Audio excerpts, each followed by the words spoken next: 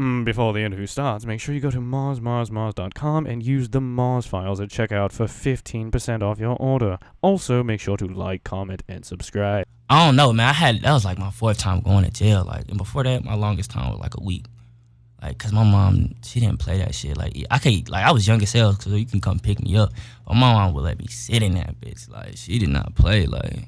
Young bass guy, and I'm bass with the Martians. Martians, Martians, Martians, Martians, Martians, Martians. Yeah. Are you ready? Hell yeah. All right, boom. This is the Mars Files, powered by 1AM Radio. Hell yeah. Live on Dash Radio, and today I got a BigBabyGucci. You did, yeah. What's good, bro? How you doing? Ain't shit, man. Love LA. How's the flight over here? It was hell, man. Where'd y'all fly from? Atlanta? Hell yeah. Oh, so that shit's what, 5 hours? Hell fucking yes. That shit is too long. I think that's the longest I could ever do. Honestly though, like it was a direct flight. Yup. That's the way you gotta do it. Yeah, for real. I can't do the layover. If you stop somewhere, that becomes like a whole day fucking trip. Exactly. Yo, so I first heard about you. I used to see you on my timeline. I don't know who was retweeting it or whatever, but I used to see it on my timeline.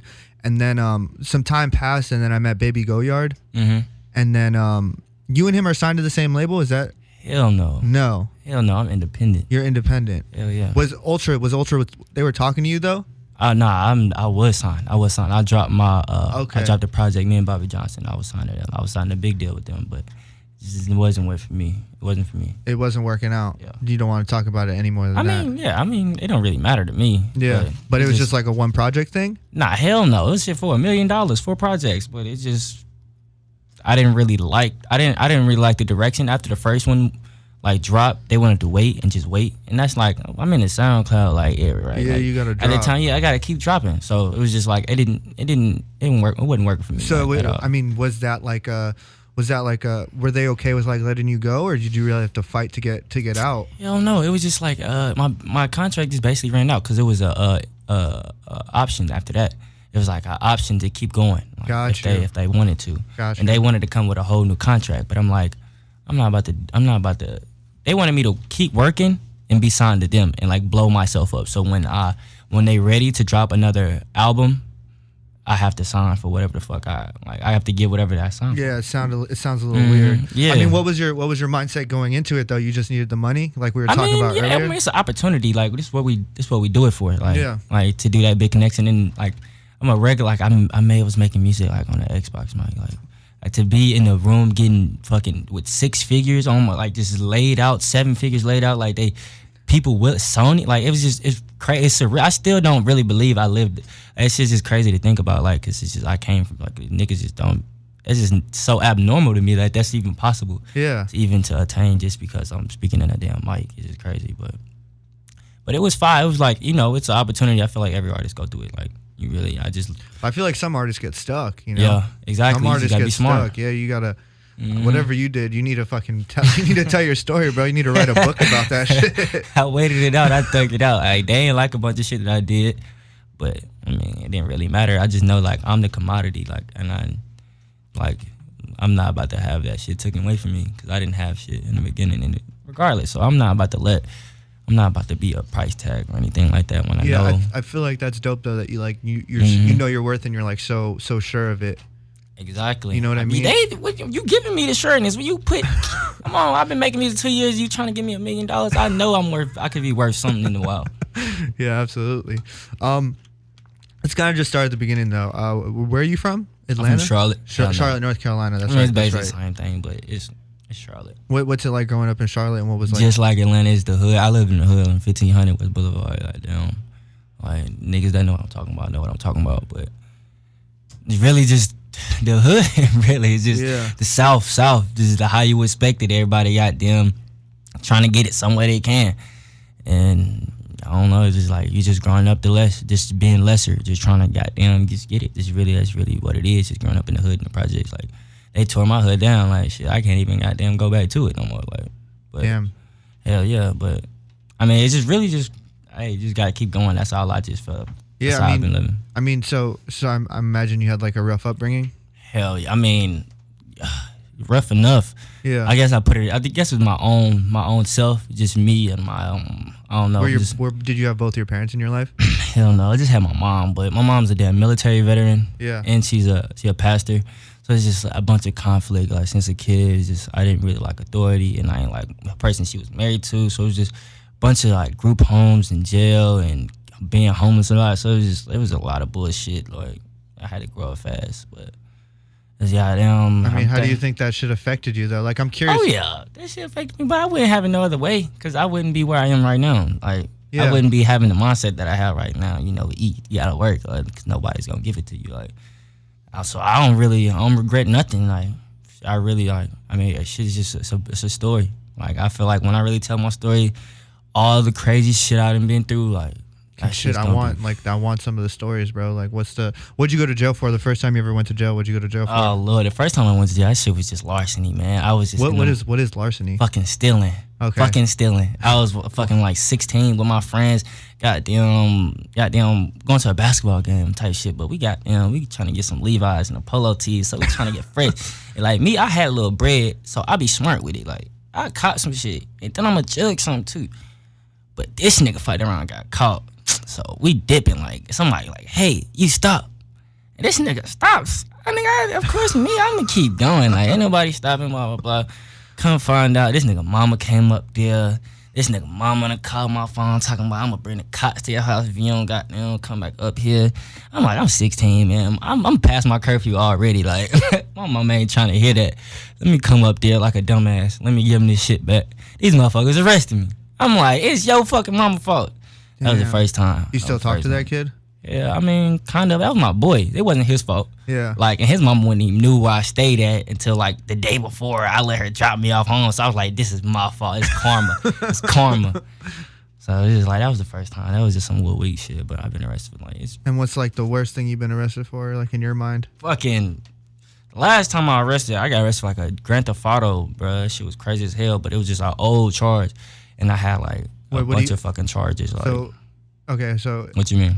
So you got arrested for Grand Theft Auto? Yes, that shit. How long ago was that? I caught this shit when I was still in high school. I was still 17, but I went to college. I went to college with this charge pending because I ain't never go to court. I went to college because I was still. Where'd you go to college? Mars Hill, and where's that? That's in North Carolina. That's like in the mountains. Okay. I just went to college type shit, and I was like, fuck it. I'm never coming back to this city anyway. Like, nigga, I ain't graduated. Fuck it. Fucked around, caught charges up there, man, because it was just bullshit. So all that when I got arrested up there, that shit came back, and I got out of that shit, and then because I got kicked out of college type shit. Like I could be going all day. No, tell me. We're here for it. But nah, I got kicked out of college because I didn't go to CAS. I was just basically it was my first time like. I didn't really have nobody because when I graduated, I didn't live in my mom's crib. I had I was staying with these two hoes. Like it was a dyke and a girl. Like I was staying with. I was like, it was a high school. Like I just didn't me and my mom just didn't get along. So I was just homeless most of the time. I was just staying with somebody like most of my whole high school. So when I left, it really wasn't like my mom gave me like $60 like to go to college with. I got like $10 for my graduation. So I went to college. I didn't have shit but some clothes. I ain't really know nobody and had no support back at the crib. I just so I started trapping, blah, blah, blah, blah, blah, this. And I never went to class. Fucked around, got put on goddamn academic probation? Yeah, no suspension. They just suspended me, but they ain't let me know till I got there.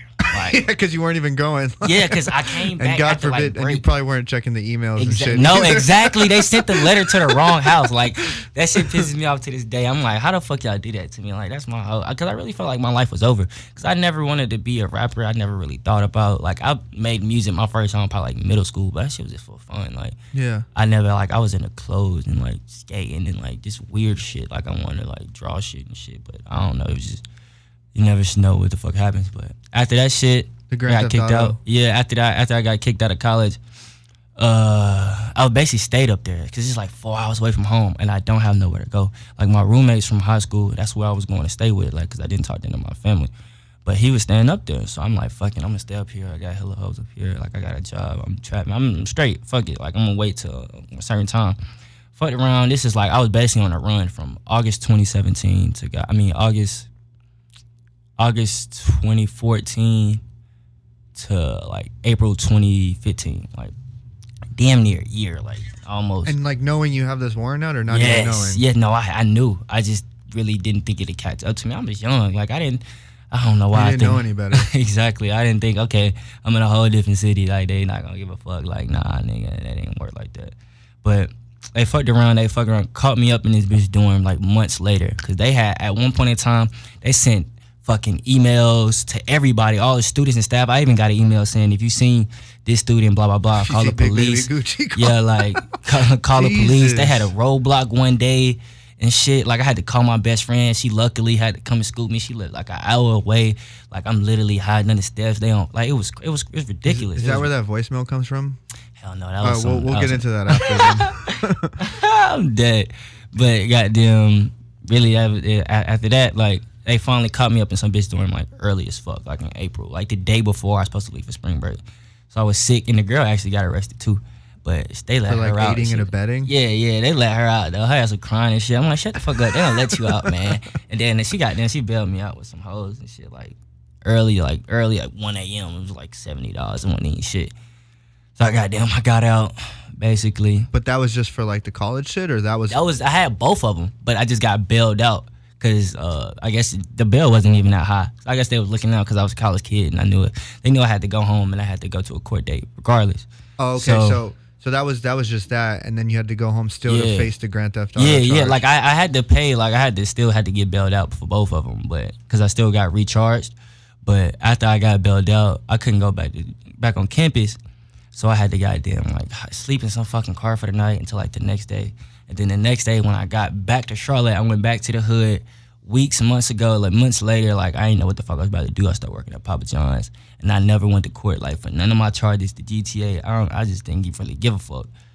Shit caught up and goddamn, that's when I got booked. I was in Charlotte. I ain't even had no charges in there. I got pulled over because I was in a car and the motherfucker ain't had no goddamn license plate. Oh man, and they asked for your license too. Asked for my license. Man. And I gave it to him. They was like, you got 2 warrants in 2 counties. Like, and I was like, damn, it's a wrap. And I was in that bitch 5 months later. I mean, what did jail feel like for 5 months?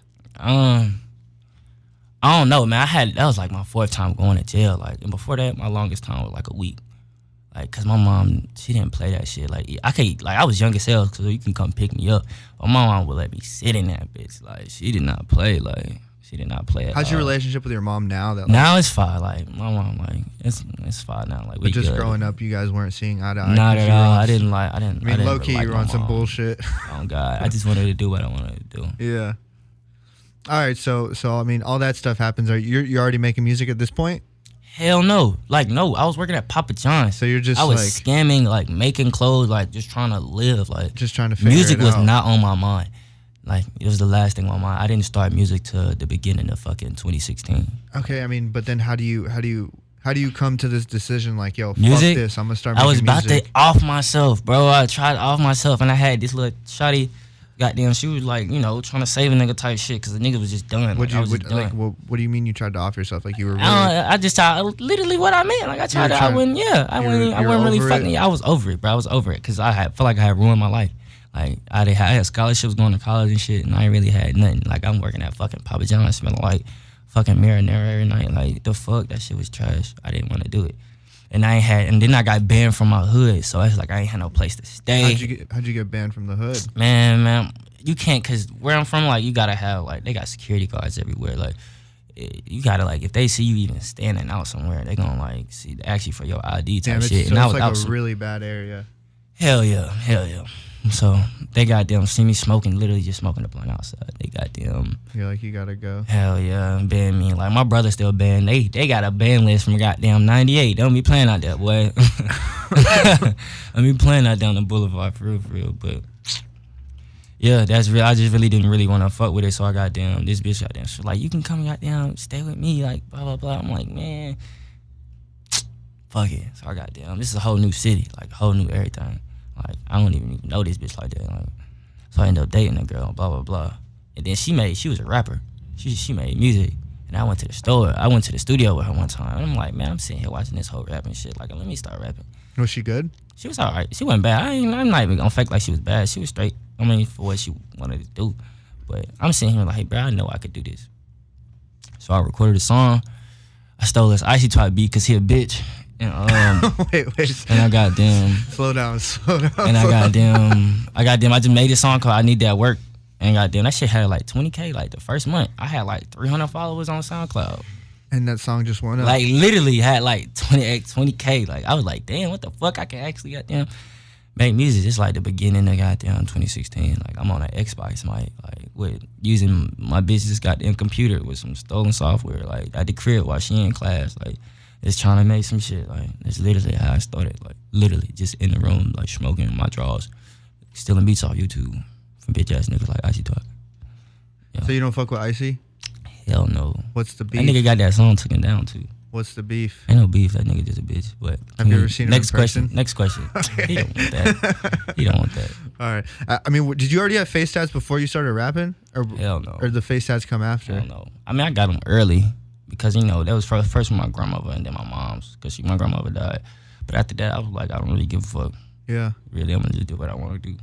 And then, I mean, so after you make that first song and it gets 20K, I mean, what do you start doing after that? Or you just like... I kept making music. It didn't really make me no money. I was still broke as hell at my girl crib. And 2 years later. And then, okay, so, I mean, how far in between did the Ultra deal come about? I mean, the Ultra deal came last year because of Bobby. Like, Bobby hit me up, like, type shit. How'd you meet Bobby? Bobby Johnson, right? Hey, that's why everybody be asking me. He seen my song on YouTube. That's all I can say. He seen my video. I had a video that go up on elevator. Yeah. Called Tell from the Corner Store. Said I got like 300K. Like it wasn't even that much, but he said he seen it. And he DM'd me on Twitter. Just DM me. I'm like, Bobby fucking Johnson. What the fuck is the chances? Like nigga, you working Beyonce and shit like the fuck. Just DMs me on Twitter. I'm like, this can't be real. And he got send me some beats. Literally like probably like a month or two of me knowing him. Like I get like a deal. Like it's fucking crazy. Cause he sent me a beat. He sent me some beats. I do them easily, of course. Goddamn, me and Joe, like, we did this shit probably like a day or two, literally, probably less than that, for fucking an hour or two. Knocked it out. He told his manager about me. His manager just so happened to be this dude named Rico, Adela Thomas Management. He manages fucking Metro Boomin, Sunny Digital, Quay, like a bunch of fucking people. Yeah. He tells them about me, so I'm guessing he's goddamn. I guess he was just like really capping for me hard, like, oh yeah, this dude, like he. Like blah blah blah, like he's nice, blah blah blah. Cause his manager calls me like, like, yo, Bobby's been speaking highly of you. Like, well, I like to talk. I'm like immediately, like I want to fly you to Atlanta. Like we still live in Nashville, like me and my manager, whatever. And I'm like, what? I'm in the fucking sleeping on the couch. Like I'm like, what the fuck? You want to just fly me to Atlanta? He's like, yeah. You like you free? I'm like, nigga, yeah. Fuck yeah, I'm free. Hell yeah. He's like, all right, send me your name, blah, blah, blah. I'm like, Jack, hey, this nigga trying to fly us to Atlanta. That shit crazy. Yeah, he fly me to Atlanta, which is basically, he got me time at Billboard, got me like 4 hours, like 4 hours at Billboard, hotel, all that shit. And we just basically, he just let me record or whatever. He had me an engineer and everything. Like, shit was crazy. And we just basically chopped it up. And he was just like, yeah, you know, Bobby should like just basically make a tape and I'll shop it out. That was just really what it is. So literally made a tape probably like a day. I had some songs already recorded, like literally made that tape with some bullshit. That's why it pisses me off. But made the tape, got it to him. He sent it off, basically, type shit. And then he sent it to RCA, Warner's, Sony, everybody. But he knew Patrick Moxie, I guess, like in person, like as a friend, like from back in the day or whatever. I don't know. This nigga know everybody. But he just offered a deal on the spot. Like I'm in the bed in the basement. I'm my ex crib. Like, like what the fuck? I wake up. They send me a contract. Like it's literally early as hell. Like I'm in like fucking the DMV. I'm in like Waldorf, Maryland. Like broke as hell probably, of course. Motherfucker sent me a contract worth fucking $975,000. I'm like, I'm like, nah, you lying. Like, you lying. Like, I can't, like, that's some really make-believe shit, like, for real, to even think about. So really, goddamn, that was really just the beginning of it. Like, this was like January.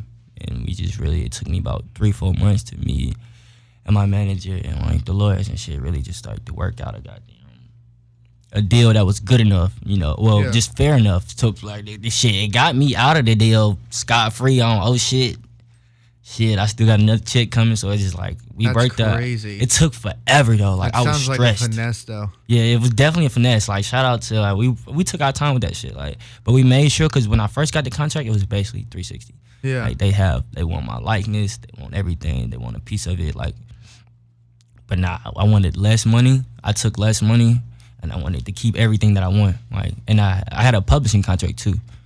And it was just like basically a bonus. With the same company? Mm-hmm. Okay. But it was really, the record deal was it was just a straight cut record deal. You know, I give you this, for this. Give me this, yeah. And then with the publishing, it was through Ultra Music. I just get a bonus, and then it's a co-publishing deal. It wasn't even like a publishing. So it's like we both own my masters, and it's only for like 5 years or 7 years, I think.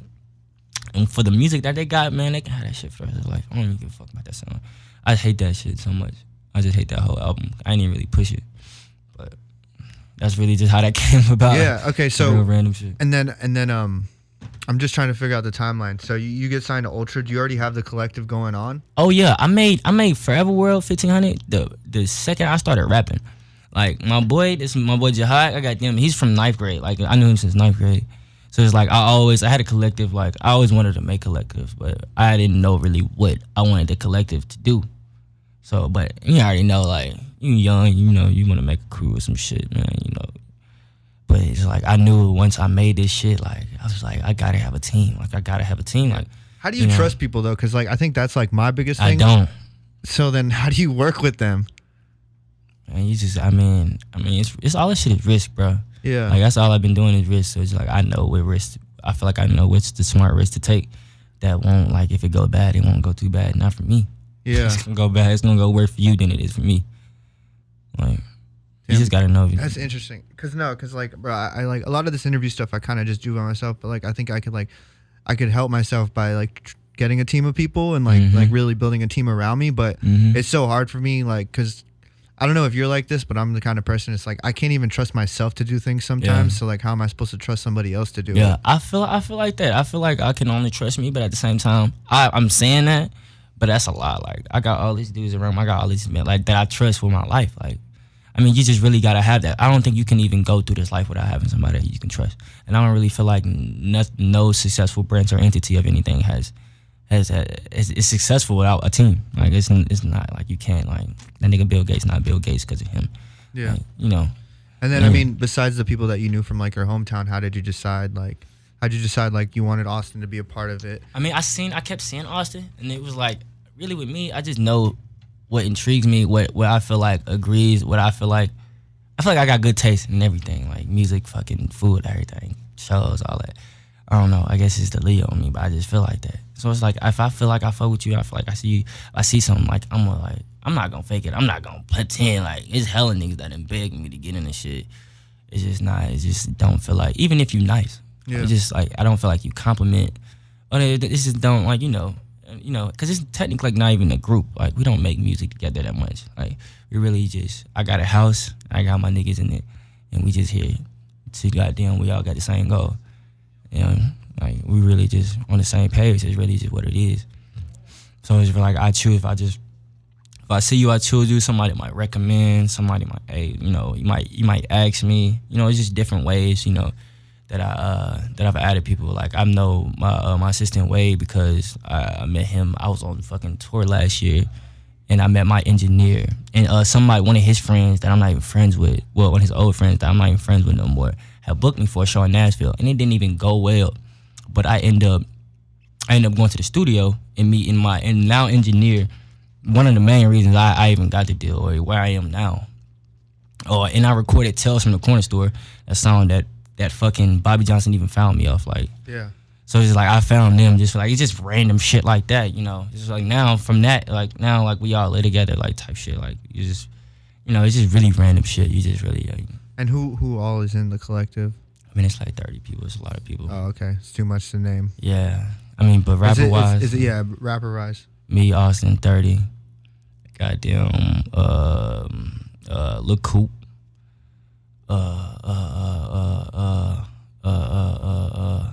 Big Linus, goddamn Kevin. I think Kevin officially back in this shit. Who else a rapper in this hoe? Eli, my boy Eli Black. Goddamn... Producers, we got Unathletic, but Unathletic, he be on the clothes now. He do Absent. We got Nips, graphic designer. We got a lot of different, a lot of different people. Yeah. A lot of different shit. Oh yeah, Dirty Sosa. He been going stupid. Dirty Sosa been going stupid. He's a crazy YouTube producer, but who else we got on this song? Oh yeah, Linus a producer, but he's a raw ass rapper. Okay, I gotta specify him as a rapper. Oh God. Oh yeah, Joe fucking Dirt, the fucking GOAT, man. Shout out Joe Dirt. If you don't remember shit from his interview, remember that name, Joe Dirt, man. He engineers everything that I do. Thank him for sending help. That nigga's the GOAT. Yeah, that's a good segue. How to send help? You just dropped it last month? Hell yeah, just a month ago. Word. What was the concept behind like send help? Like Man, the title? send help. You feel like you still need help? Nah, I mean at the time, I came up with the concept of send help about a year and a half ago. Like, it's just I didn't know when I was gonna drop it. I honestly thought I was gonna drop it later in my career, but I just feel like it was necessary now. Like, cause it's just I don't know. I just felt like it was the perfect time. I just felt I had the perfect body of work for it. And yeah, I mean that's just how I felt. Like, you feel me? Yeah. I'm curious, like when you release music, do you have like a real plan for it, or you kind of just? Oh yeah, I always got a plan now. Like ever since I've been signed, I've really been goddamn my promotion and the way I release and my. Did being signed to a label help you? Hell yeah! I mean, it gives you. That's what I'm saying. Like it was all a plus for me. Like I just gained a lot of knowledge and a lot of networking skills and a lot of different shit, a lot of rollout that really just helped me to today, especially with like promotion and shit.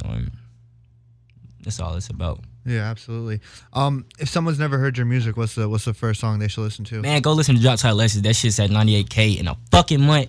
Shit's at 80K on Apple. Shit's at 70K on Spotify. Shit's at 100K on SoundCloud. We're going stupid 20, 50K in a month. Go listen to Drop Top Lessons right now. Word. And I guess what's the plan for you for the future? Like, are you planning on signing again, or are you kind of over the signing shit? Man, for right now, I am. Like, I talked to some labels for the opportunity and the network and just to play with them, but I ain't really got them. Unless you give me a meal right now, yeah, and you're gonna give me the goddamn freedom to do what I want, then we could talk. But other than that, I ain't nobody really about to dictate my future no more, man. Did the Ultra thing leave you with a bad taste in your mouth? Hell no. No? It just gave me, I'm just smarter out of it. Yeah. I don't really care. I don't feel nothing bad. I mean, them niggas lame, but it's just not. Goddamn, we just doing it our way. Everybody that signed to them niggas lame too, except OJ the Juice Man. But Word. no cap. Word. I guess you don't want to talk about that anymore. Yeah, we goody. Okay. Yeah. I mean, shit. You got any shout outs or anything? Anything? Man, else shout out to the gang, to the mob. What was you thinking, man? For real. Shout out to Joe Dirt, what I said. Shout out to my nigga Jack. Shout out to goddamn my whole Forever World gang. Y'all know what it is. It's too many people to goddamn be saying names. Y'all know I want to get high, so. You got a message for your fans or anything? Man, don't believe. Hey, do what the fuck you want, man. Because these niggas gonna hate regardless. I promise you they gonna hate regardless. Do what you want. Hey, and when they say you can't, do it even harder. For real. That's all I got to say. Word, bro. I appreciate you coming, man. This is the Mars Files, and we're out. Peace. You did. It's hot as fuck.